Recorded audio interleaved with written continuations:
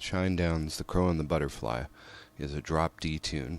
So you start off with your guitar tuned at A440. You hold your index finger down in the 5th fret of your top string to tune normally. We want to make the top string match the 7th fret of the 6th string. So we have to tune it down.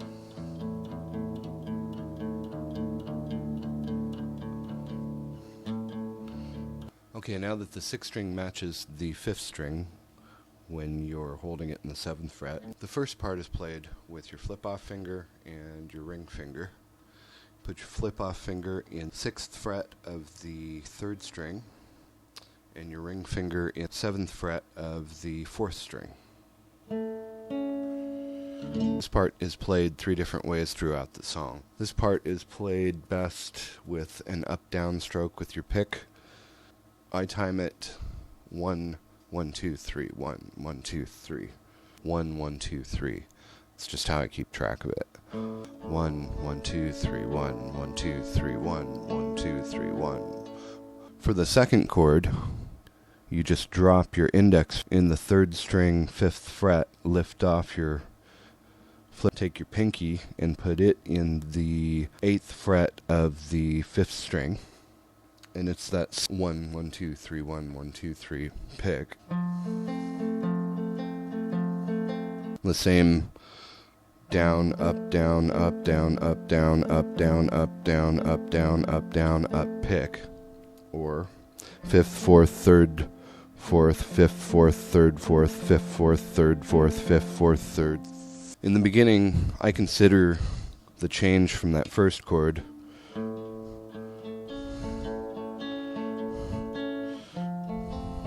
to the second chord. I consider that to be 1. Playing both of those chords once. He does that intro part 3 times.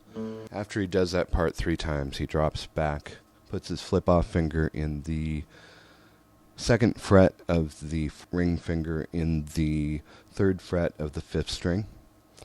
And it's that same down, up, in the same rhythm of 1, 1, 2, 3, 1, 1, 2, 3. The second chord in this part is done by lifting your ring finger off of the 5th string 3rd fret and dropping your index finger in the 1st fret of the 5th string.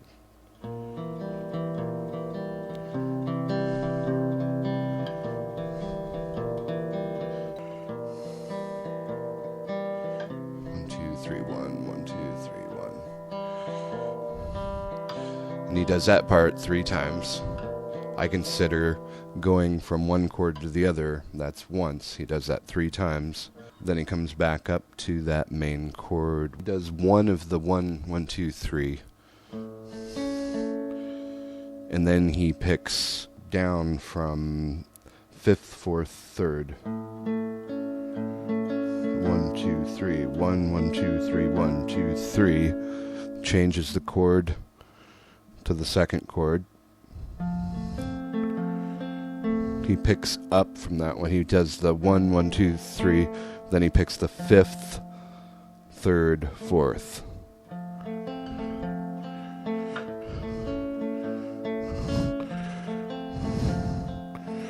He does that another 3 times. Drops back down to this chord.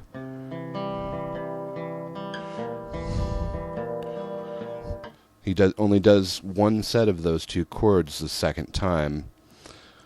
And then you lay your finger across the top 3, the 6th, 5th, and 4th string in the 6th fret. 1, 2, 3, 4, 5, 6. And then 3 times in the 8th fret. So that whole passage is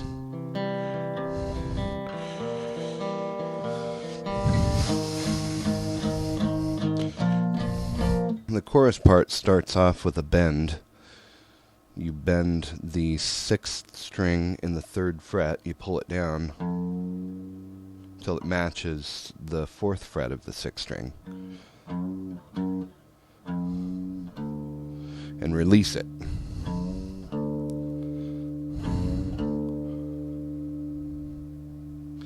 And I'm bending that with my ring finger. So after you've bent it and released, you place it in the 3rd fret of the 5th string.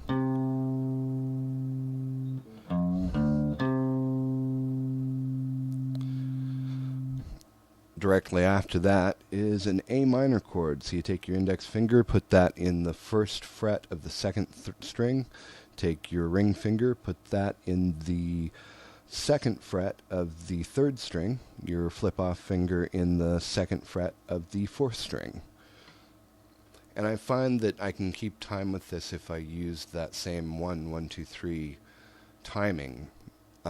He may be strumming a little extra, getting a 1, 2, 3, 4 in there, but it works by going. See the A minor, 1, 1, 2, 3. Then you change to a C, which is simply lifting your ring finger and putting it in the 3rd fret of the 5th string. It's leaving your index finger and your flip-off finger where they were in the A minor. That's a C chord. So, bend, release, 1, 1, 2, 3, 1, 1, 2, 3. The 3rd chord is holding your finger across the 6th, 5th, and 4th string in the 3rd fret. And that's the same, I count that 1, 1, 2, 3, bend, release.